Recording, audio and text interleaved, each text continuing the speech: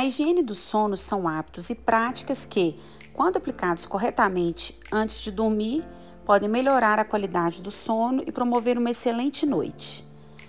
Então vamos lá, estabeleça sempre uma rotina de horários, durma sempre no mesmo horário. Evite sempre fazer exercícios físicos próximos ao horário de dormir. Priorize fazer exercícios na parte da manhã ou no final da tarde. Evite tomar líquidos que são estimulantes, como café, chá verde, à noite próximo ao horário de dormir. Opte por chá calmante.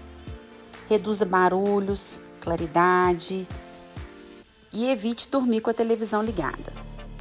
Além disso, evite também estímulos visuais noturnos, como tablet, celular, computador. Pratique essas dicas e melhore sua qualidade do sono.